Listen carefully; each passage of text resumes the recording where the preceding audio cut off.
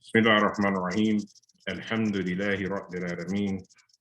Ashhadu an la ilaha illallah wa ashhadu anna Muhammadan Rasulullah.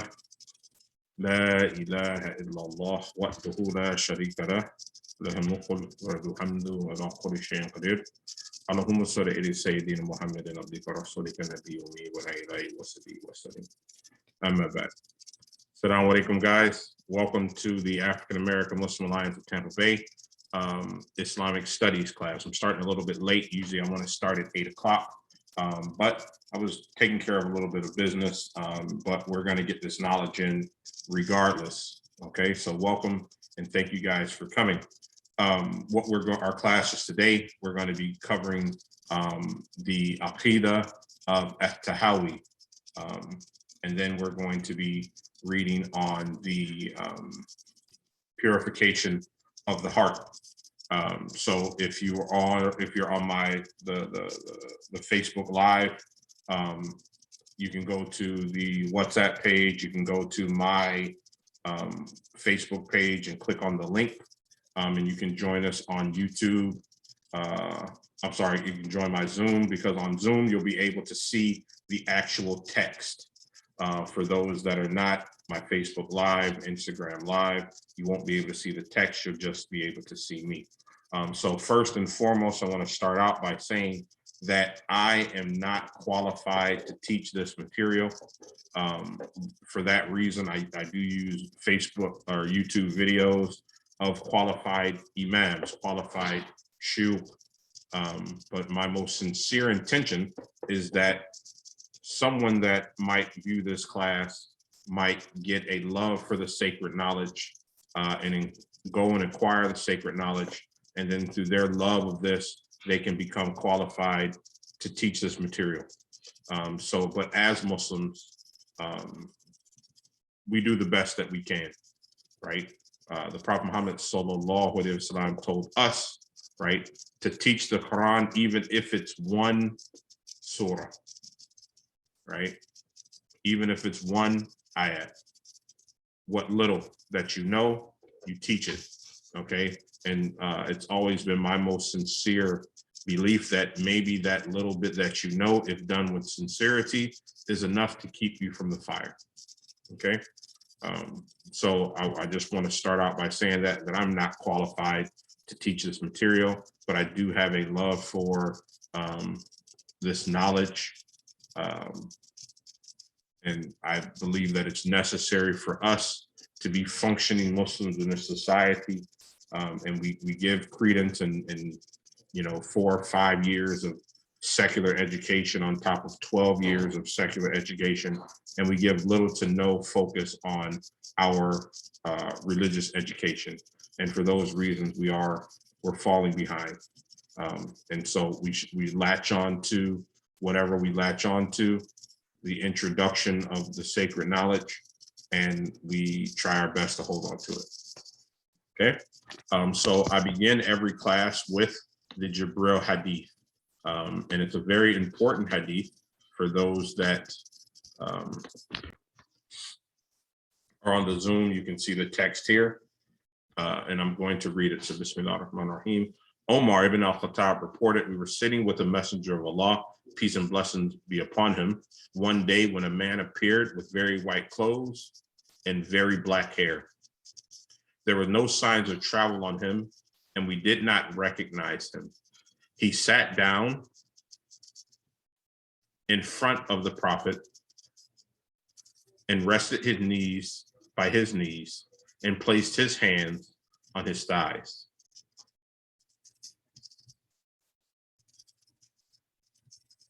The man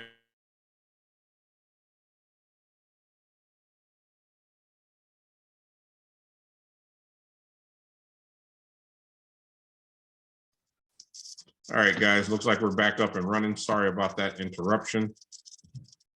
All right, one thing you can't plan for are technical difficulties. So Omar ibn al-Khattab reported, we were sitting with the messenger of Allah, peace and blessings of Allah be upon him, one day when a man appeared with very white clothes and very black hair. There were no signs of travel on him, and we did not recognize him. He sat down in front of the Prophet and rested his knees by his knees and placed his hands on his thighs. The man said, "O Muhammad, tell me about Islam." The Prophet said, "Islam is to testify that there is no God but Allah and that Muhammad is the messenger of Allah, to establish the prayer, to give the charity, to fast the month of Ramadan, and to perform the pilgrimage to the house if a way is possible." All right, having some technical difficulties, guys, bear with me. Excellence is to worship Allah as if you see him, for if you do not see him, he surely sees you. The man said, "Tell me about the final hour." The Prophet said, "The one asked does not know more than the one asking." The man said, "Tell me about its signs." The Prophet ﷺ said, "The slave girl will give birth to her mistress, and you will see barefoot, naked, and dependent shepherds competing in the construction of tall buildings." Then the man returned, and I remained. The Prophet ﷺ said to me, "O Omar, do you know who he was?" I said, "Allah and his messenger know best." The Prophet ﷺ said, "Verily, he was Gibral, who came to teach you your religion." Okay, so I read this hadith and I start out with this hadith because this is the hadith that explains to us what our knowledge is built upon. Islam, the 5 pillars of Islam. Iman, the 6 pillars of faith. And ihsan, tasawwuf, or purification of the heart, and excellence in your worship. And for this class here, we're going to be talking about Iman, our faith, and then later we're going to be talking about ihsan, purification of the heart. Okay, and so when we do the text and we read the text and we listen to Shaykh Muhammad Yaqoubi talk about Imam At-Tahawi's Aqeedah, what we are focusing on is Iman. What is it that we believe as Muslims? Okay, and it's very important that we know these matters. So let's go ahead and begin. Let me get the video correct. And so last week we were watching episode 2, and we had part 1, and he was talking about or should I say, Shaykh Muhammad Yaqoubi was talking about the importance of the isnad, the chain of transmission, so that when we say that we are following the Aqeedah of At-Tahawi, right, that we know that who At-Tahawi is, who his teachers were, and the chain of narration that takes this knowledge back to the Prophet Muhammad ﷺ. And what they were talking in the text is that it's very important so that we don't just allow for anyone to come into our religion and tell us anything about our faith.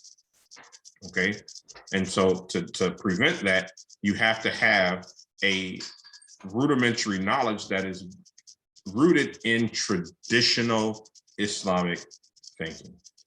Okay, so that's where we're going to begin, where Shaykh Muhammad Yaqoubi is speaking about the importance of the isnad.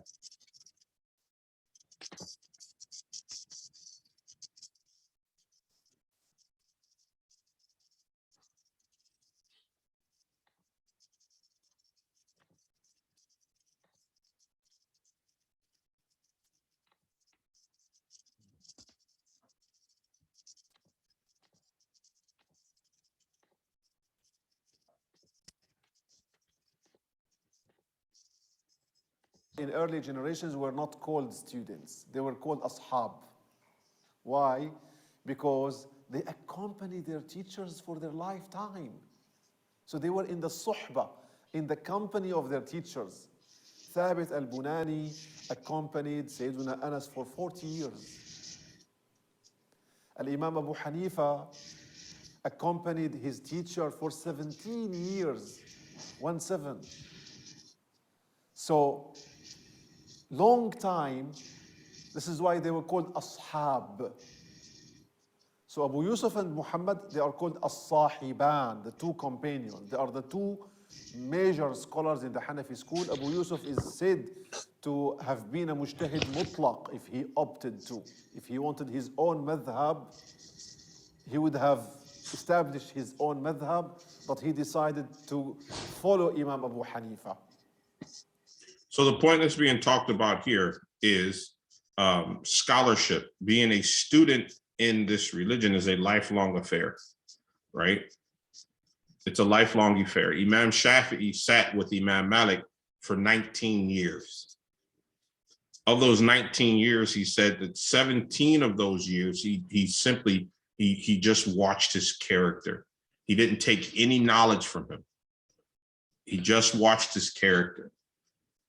And only of the 2 years before Imam Malik passed away did he begin to acquire knowledge from him, right? So understanding what being a student of this religion, right? It's not a fast process, right? It's not. The Prophet Muhammad said that I have only come to perfect noble character, okay? That is what this religion is about, character, okay? If you have someone that says that they're a learned person with poor character, that's a proof in and of themselves that the knowledge has not taken root. Okay, so it's something to think about, you know. And the best saying that I've heard is to sit at the base of a tree until that tree bears its fruit. Okay, to sit with your teacher, to learn from your teacher until that teacher, right, until you realize the knowledge that that teacher is given. And so we don't want to be fly-by-night Muslims, right? We want to take the acquisition of this sacred knowledge seriously, because this is what our salvation is built upon, okay? We want to take this acquisition of this seriously, and we want to take our time that we got it right. We don't want to do 2 years at some school and then come back and think that we're the Shaykh. No, the men of the past and the women of the past that have sat with teachers for, they said, 40 years to be a student. Okay, this is how this religion is transmitted. And here is one thing interesting I would like to point out too. When we say madhab al-Hanafi, or al-madhab al-Shafi'i, or al-Maliki, or al-Hanbali, do we mean that this madhab is the opinion of the founder, Abu Hanifa, for example? No. We don't follow blindly one person. We don't follow as Hanafis Abu Hanifa. We don't follow as Malikis Imam Malik. We follow a school. Hundreds of scholars who followed each other for over 12 centuries, studied the opinions and the fatwas of their founder and filtered what's right and what's wrong. So we're not blind followers at all. Rather, we follow because it's proven to us through generations of scholars that these opinions are valid, authentic, or stronger. This is why in the Hanafi school there is a saying, ثلث مذهب أبي حنيفة ليس له وإنما للصاحبين. 1/3 of the Hanafi school does not belong to Abu Hanifa. It belongs to his two companions. So when you say, I follow Abu Hanifa, no, I don't follow Abu Hanifa. I follow the Hanafi school. And there's a huge difference between following Abu Hanifa and following the Hanafi school. There's a huge difference between following Imam Malik and following the Maliki school. Because scholars later on differed from Imam Malik, differed from Imam Abu Hanifa. Even a third student of Imam Abu Hanifa is called Zufar ibn al-Hudayl, elderly student. Also, his opinion is valid and is over the opinion of Imam Abu Hanifa on 17 different issues in the Hanafi madhab. And so it's very important as he talks about the difference between following the Hanafi school and or the different madhabs and following that particular imam, right? Whether it's Imam Malik, Shafi'i, Ahmed ibn Hanbal, or Abu Hanifa, right? So what he's talking about, and this is we have to understand this, guys. What he's talking about is that Islam is a living religion. Okay, it has been since the Prophet Muhammad SAW has given us the rulings, has given us the knowledge, and Allah has given us the knowledge, and the Prophet Muhammad SAW has interpreted that knowledge and given it to his Sahaba, right? And then as the Sahaba travel throughout the world and run into different occurrences that were not related to during the time of the Prophet Muhammad SAW, and then they had to, how did we work this out based on the Quran and the Sunnah? And then the next generation takes those rulings and they refine it and they base it on the Quran and the Sunnah as more instances are occurring, right? Since the time of the Prophet Muhammad SAW until our time today, these men and women have been working through this religion. So we don't just go into the books and try to figure it all out on our own, right? We follow the isnad, we follow the chain of narration, we follow the rulings that the scholars have brought down that have worked through all of the different points. These men that have memorized tens, hundreds of thousands of hadith. Okay, and so we're not just blind following any person, right? We're following the knowledge that has been fine-tuned and combed through by the scholars of each particular school of thought. Let's continue. This is to correct this misunderstanding that spreads amongst some people that when we follow madhab, we follow one person. No, we don't follow one person. We follow a school of thought. As-Sahiban, the two companions, Abu Yusuf and Muhammad, did not mind going against their teacher in some of his opinions. They differed from him and they had their own opinions. Later on, scholars found that the opinions of these two students of the Imam Abu Hanifa are higher and stronger than the opinions and the proofs of their teacher. So this is the beauty of the way of Ahlus Sunnah. We're not blindly following one person. وما يعتقدون من أصول الدين ويدينون به رب العالمين. It includes their beliefs about the theological foundations of the religion upon which they base their worship of the Lord of the worlds. You see here the use of usul al-din. Quite early, the use of usul al-din. We mentioned that this is one of the names of this discipline. علم التوحيد, علم العقيدة, علم أصول الدين, علم الكلام. قال الإمام وبه قال الإمامان المذكوران رحمهما الله تعالى. Imam Abu Hanifa says, so does Imam Abu Yusuf and Imam Muhammad, may Allah have mercy upon them. نقول في توحيد الله معتقدين بتوفيق الله. We assert about the unity of Allah, believing with providence that. Now the paragraphs from here onward are given numbers in the translation, and we're going to use these numbers to make it easy to follow up during these lectures. Okay, so before he begins and he goes on to the different points, right, of Tawheed, right? He said that it includes the belief about the theological foundation of the religion upon which they base their worship of the Lord of the worlds, right? And let's just be honest, right? As in the United States, the African-American community, we have been affected, right, by beliefs that are contrary to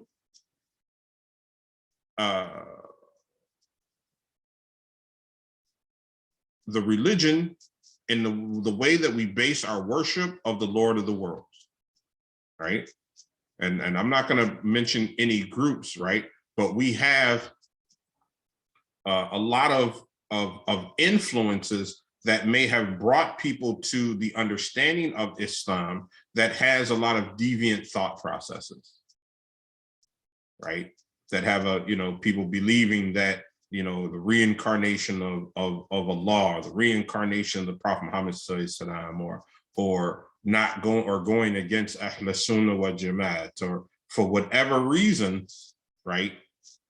Or having deviant Aqeedah, right?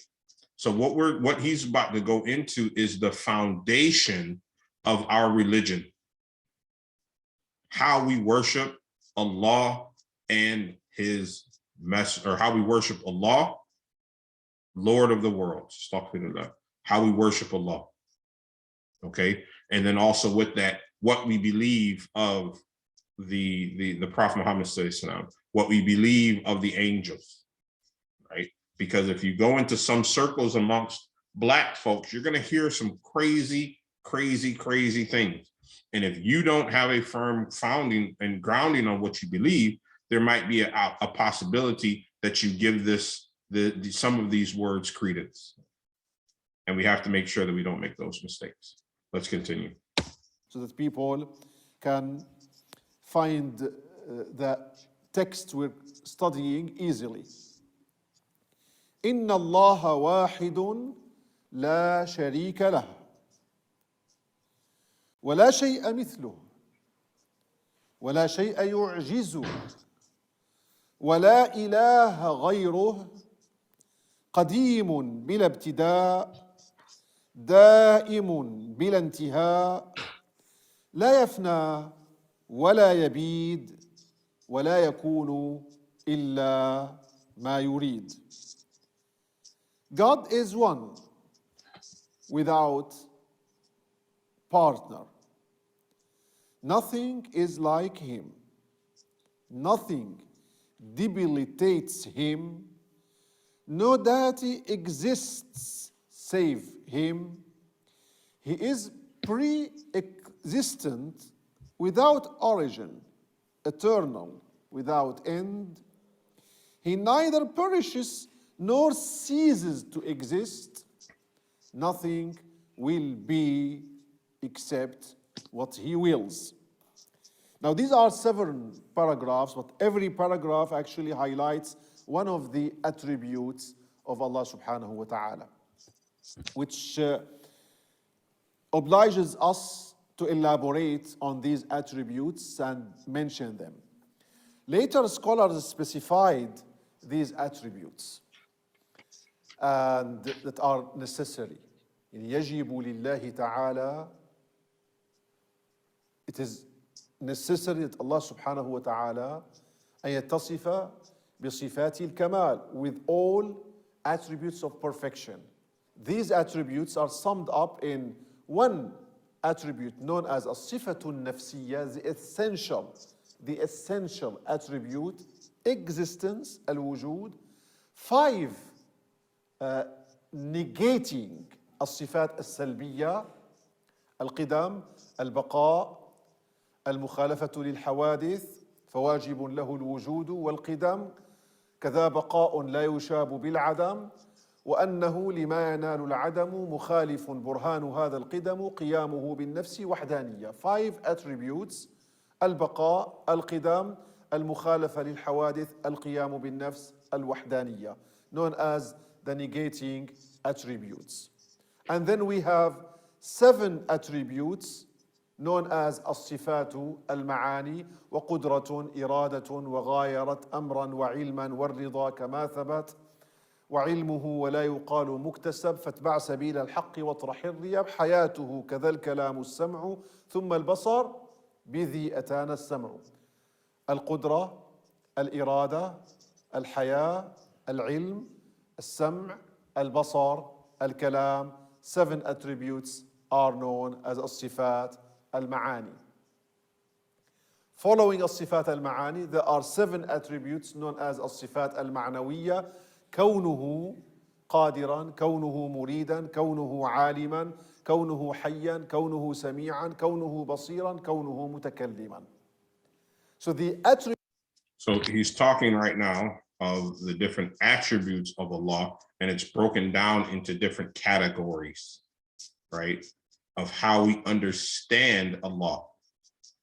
Okay, and throughout this course, he's going to break those attributes down even further. We're not going to get into all of them right now, okay? But we're just going to understand that there's attributes of Allah, okay, that he has told us amongst his 99 names, okay?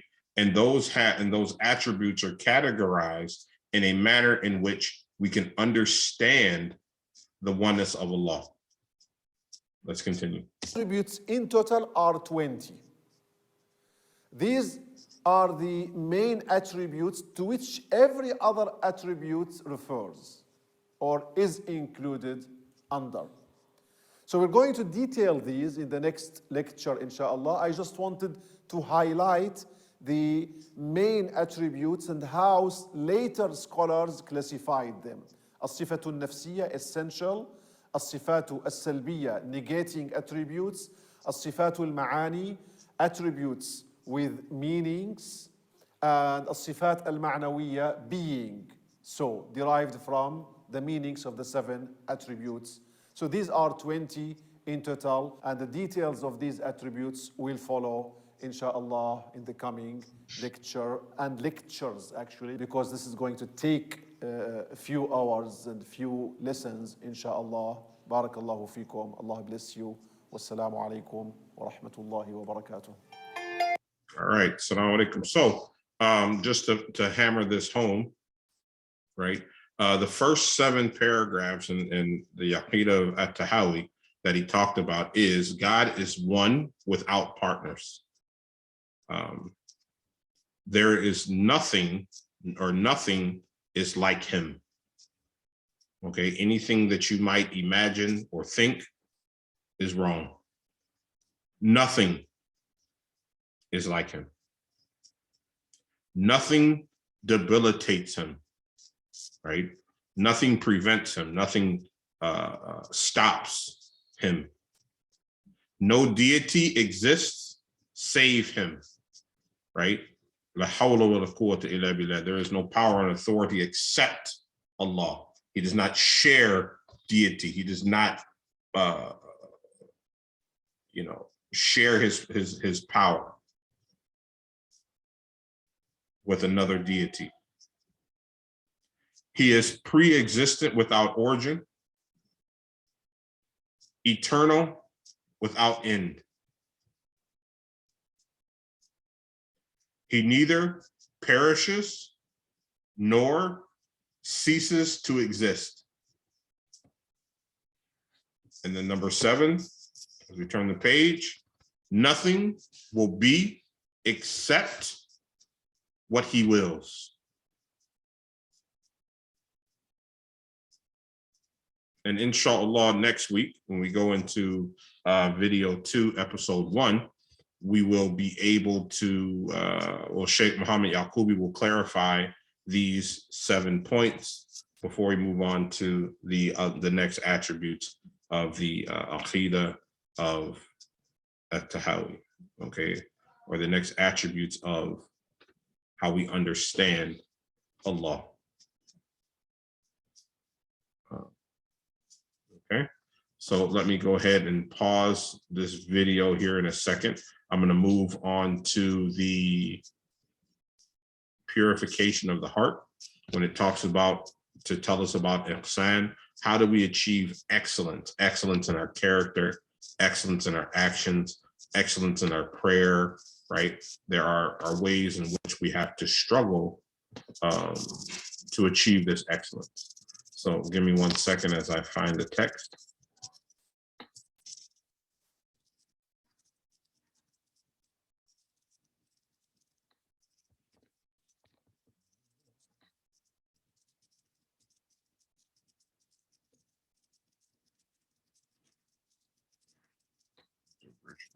Today we'll be reading on the comprehensive treatment for the heart.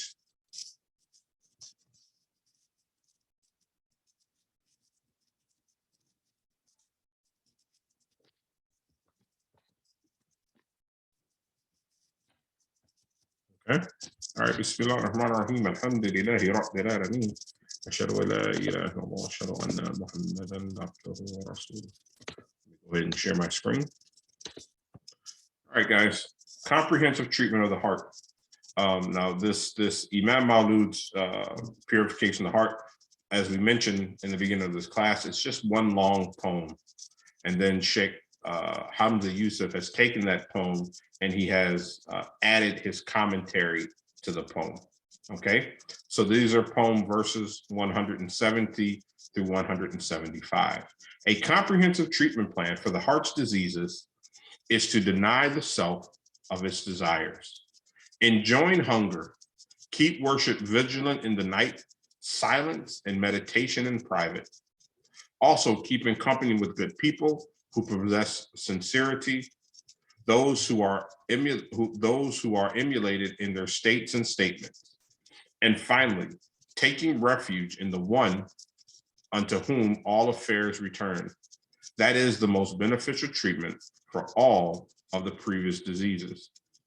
This must be the point in which we are like a man drowning or someone lost in a barren desert and sees no source of succor except from the guardian possessor of great power.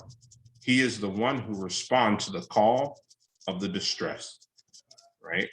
So in this verse, it talks about how do we treat our heart? Okay. It says, deny the desires, enjoin hunger, keep your food to a minimum, keep worship vigilant in the night, okay? Silence and meditation in private. Also keep in company with good people who possess sincerity, okay? And those who are emulated in their states and statements, right? Looking at their actions and what they say. And finally, taking refuge in the one to whom all affairs return, seeking refuge in Allah, to see yourself as a drowning victim or a person lost in the ocean of sand, and you don't see, and surely if you're not rescued, right, you're going to drown or you're going to die. And so we must beg Allah to come to our aid and to assist us and to bring us out of this pitiful state that we found ourselves in.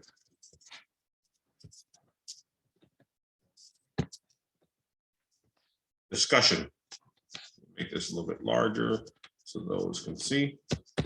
Imam Mawlud's approach to offering the cures of these diseases, like the story of the Gordian knot of the kingdom of Phrygia, whose king offered his dominion to whoever was able to unravel the knot. Many tried and failed. When Alexander the Great was shown the knot, he pulled out his sword and cut through it. Diseases of the heart are like the Gordian knot, and the best way to treat them is to cut through them. Imam Mawlud completes his discussion on the various diseases and turns his attention to the comprehensive treatment plan for the heart, which focuses on curbing the soul from its own excessive desires. To accomplish this, he states that one must engage in hunger, vigilance during the night, silence, and meditation in private. The prophet said, none of you truly believe or fully believe until his desires are in accordance with what I have brought. So one's faith is not complete until his desires do not conflict with the message the Prophet ﷺ was given. The way to achieve this alignment is to prohibit the soul of all things that are not accordance with Islam, its law or spirit. One persists in this until the desire is tamed and the compliant with divine dictates. As for he who transgresses and prefers the life of this world, hell is his abode. And as for he who fears standing before his Lord and refrains his soul from passions, paradise is his abode. Severing the bonds of slavery to the whims of the soul leads to happiness.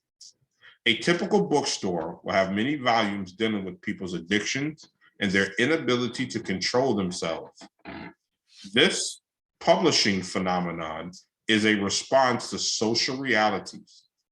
In Islam, prayer teaches how to become disciplined with our hours and days.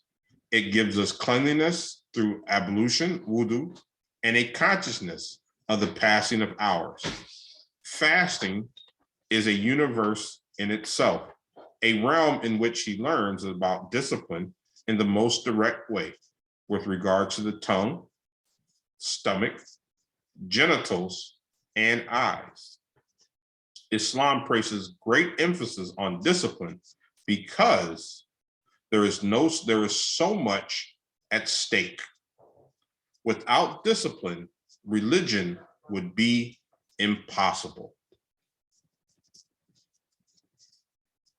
In Christian traditions, there are 7 deadly sins: arrogance, anger, envy, sloth, greed, gluttony, and lust. The last 2 relate to one's base desires, and they are the chief desires of the soul.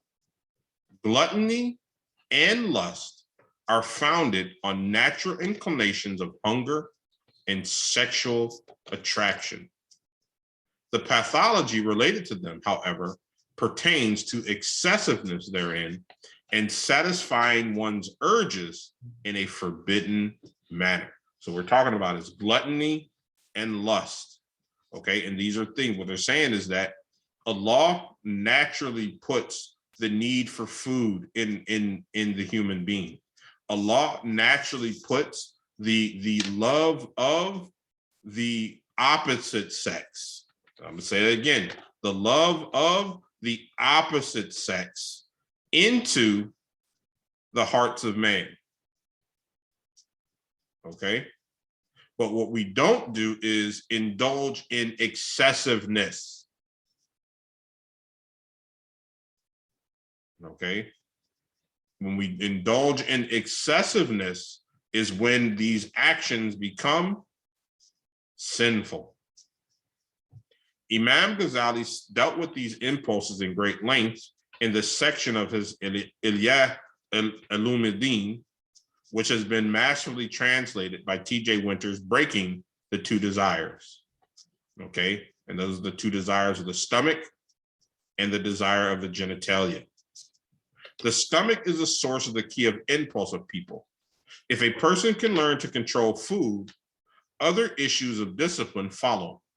For gluttony is fuel for lust, and fasting breaks gluttony. The Prophet ﷺ advised that unmarried people fast frequently in order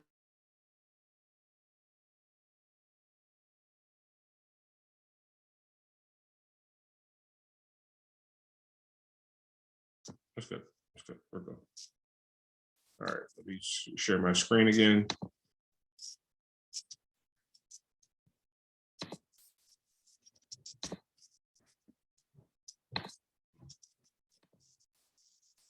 All right, sorry about that, guys. Let's continue. The spiritual masters traditionally have focused on hunger. The goal is not to create a nation of anorexics, but to cut the knot that binds self-discipline. We do things often out of blind conditioning. When it comes to food, we have been drilled that 3 meals are not only normal, but necessary for proper nutritional fulfillment. But this is not true. The caloric intake of the average American far exceeds what is psychologically all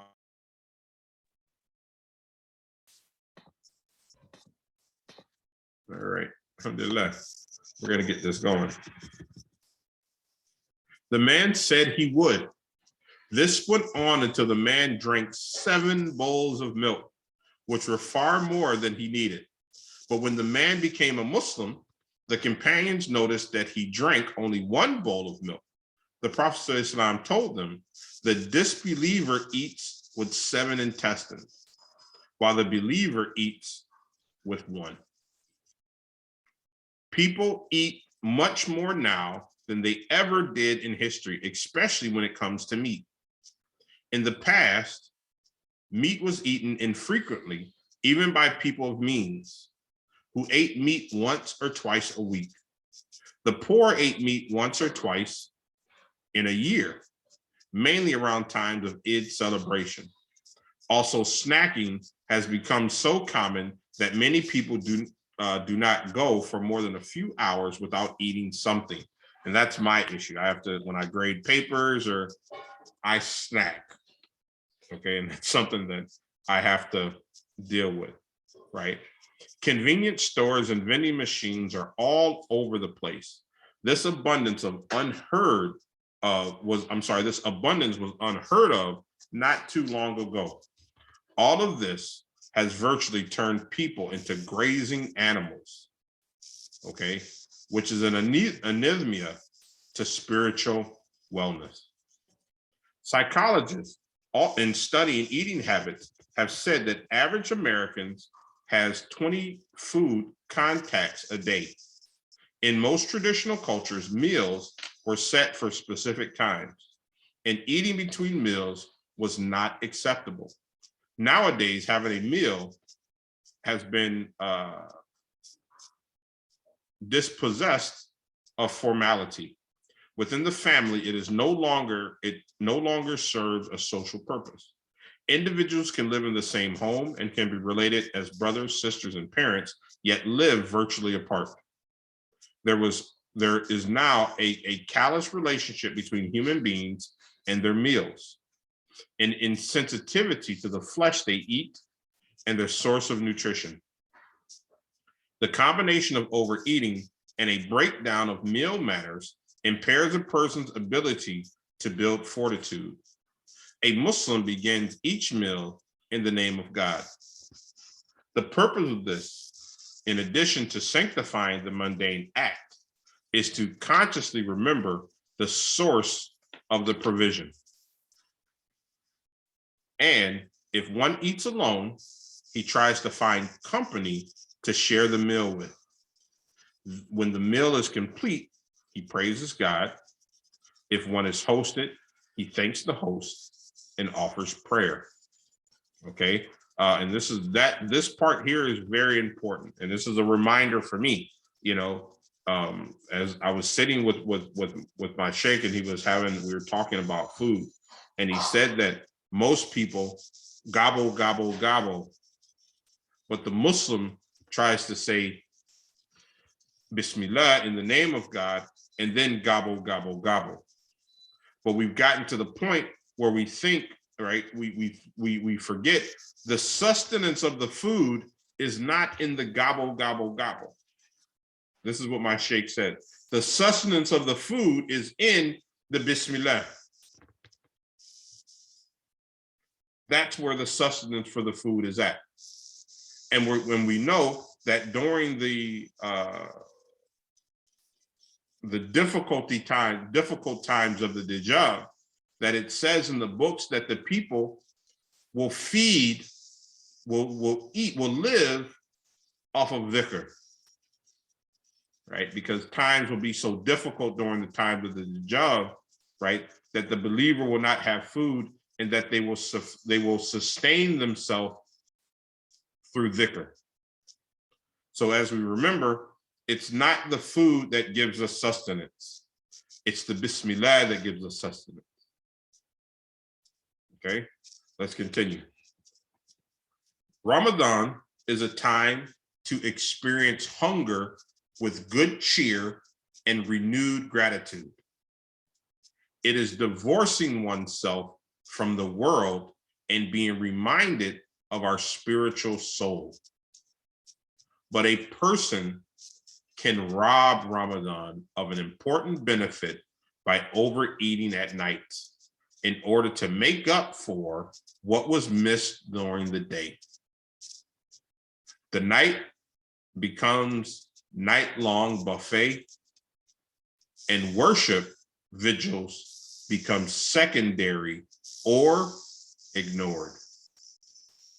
Okay, and so that's one of the points in what I've heard. I don't remember exactly where I heard this from, but we have to make sure that during Ramadan, that the month of fasting does not become the month of feasting. You know, we just think because we feast during the nighttime and we fast during the daytime that we're doing what we're supposed to do. And so that's one of the points that we have to, just a reminder for myself and others. Okay.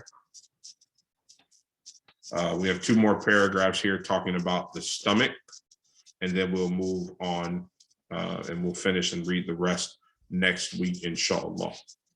People who have a problem with eating should start at least by lessening the portions of what they normally eat, which is the beginning of discipline.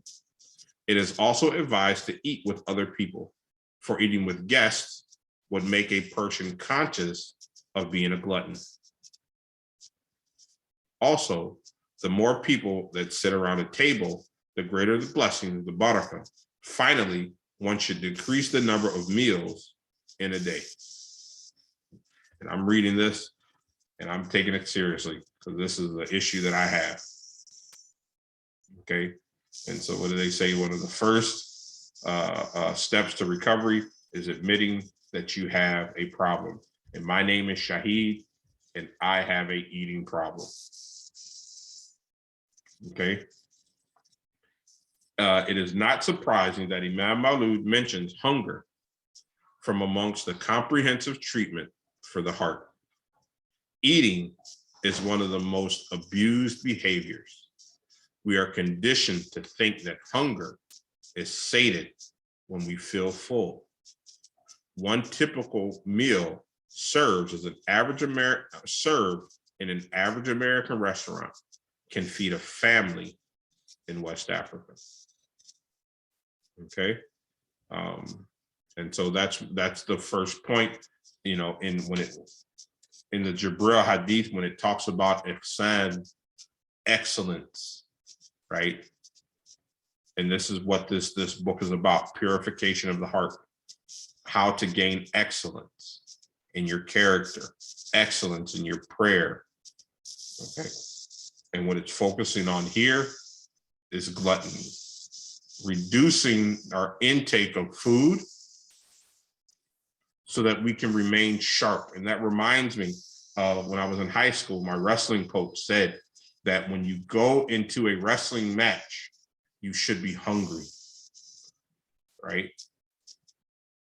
I like watching documentaries. You know, it is the hungry predator, the hungry animal is the sharp and the keen animal, right? When an animal has recently eaten and he's slow and he's lazy, that is the optimal time for him to be attacked, right?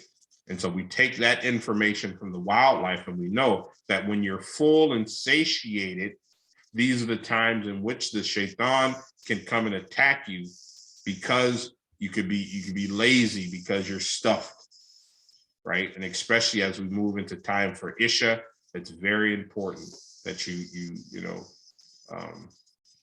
that you keep that time, right? And you don't oversatiate yourself. Very important. Very important. So we want to be like that predator that is hungry. Okay.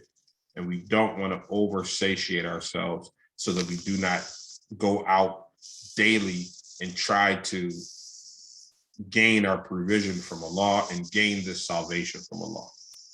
Okay. So I'm going to go ahead and end the class, guys. Thank you for coming. Again, I apologize for starting so late. But nonetheless, we got to get this knowledge in one way or the other. Okay. So thank you guys for coming. Inshallah. You guys have a good evening, rest of the night. Tomorrow, we are going to continue at 8 o'clock, inshallah, with the Mutasara Aqeedah, the introductory to the Maliki fiqh. We're talking about the, when we finish the prayer times, we're talking about the obligatory, the sunnah, and the recommended components of the prayer. That's what we're talking about. And then the second half of the class is going to be on the seerah of the Prophet Muhammad sallallahu alaihi wasallam, and where we are in the seerah is he is going to the city of Ta'if to look for assistance and the difficulties that come. But from there, the great dua that is made, that we all should know, after the difficulties in Ta'if, that really transforms the mission of the Prophet Muhammad sallallahu alaihi wasallam, and as Allah responds to his dua. All right, so inshallah, I'll see you guys tomorrow on this Zoom. I'm going to keep doing this Facebook Live, and inshallah, we can continue to acquire this sacred knowledge. Again, like I said at the beginning of the class, I'm definitely not qualified, right? But my most sincere intentions to Allah is that through these classes, someone can gender a love for this knowledge and go get qualified and bring this knowledge back to our community, inshallah. Bismillah ar-Rahman ar-Rahim. Alhamdulillahi Rabbil Alameen. والعصر إن الإنسان لفي خسر الذين آمنوا وعملوا الصالحات وتواصوا بالحق وتواصوا بالصبر. Assalamu alaikum, guys. See you tomorrow, inshallah.